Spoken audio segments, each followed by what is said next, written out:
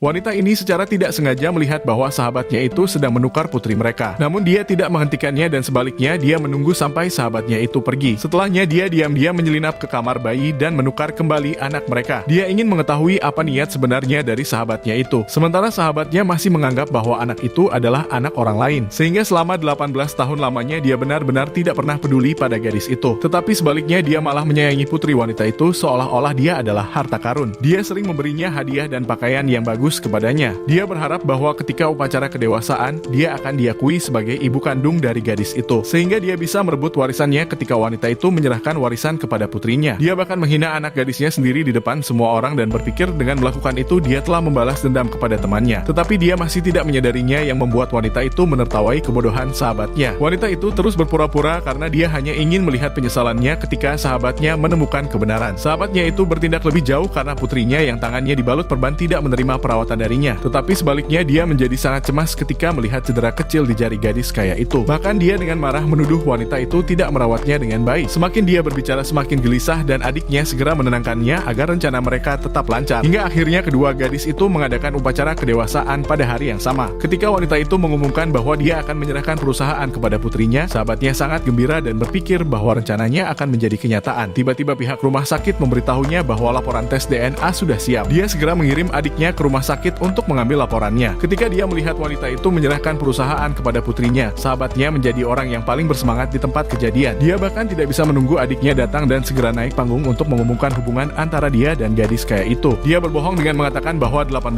tahun yang lalu seorang dokter telah diam-diam menukar anak mereka, sehingga dia mengklaim bahwa gadis kaya itu sebenarnya adalah putri kandungnya. Sementara di rumah sakit, adiknya itu menemukan bahwa laporan tes paternitas tidak menunjukkan hubungan darah. Dia berpikir bahwa rencana untuk menukar kedua anak itu telah gagal, sehingga untuk membantu kakaknya dia sengaja memalsukan laporan tes paternitas. Ketika wanita itu melihat laporannya, dia benar-benar terkejut dan tidak bisa mengerti mengapa laporan itu menunjukkan hubungan darah. Sehingga dia dengan tegas mengatakan bahwa adiknya itu telah menukar laporannya. Adiknya itu menjadi panik dan sang wanita menuntut agar laporan tes baru segera dibuat. Tetapi sahabatnya masih tidak percaya dan dia malah membuat gadis malang itu terjatuh ke lantai. Wanita itu segera membawanya ke rumah sakit untuk pengobatan. Di saat itu juga dia memberikan laporan tes DNA yang asli yang menunjukkan bahwa gadis kaya itu adalah putri kandungnya. Segera dia menyadari semua penyesalannya dan dia segera meminta maaf kepada putrinya sendiri. Tetapi dia masih menyalahkan wanita itu yang segera ditampar olehnya. Kemudian para polisi menangkap kakak dan adiknya itu agar mereka dijebloskan ke dalam penjara. Ketika gadis malang itu tersadar, dia merasa sedih karena dia tinggal seorang diri. Tetapi wanita itu segera memeluknya dan menganggap bahwa mulai sekarang dia adalah putrinya juga.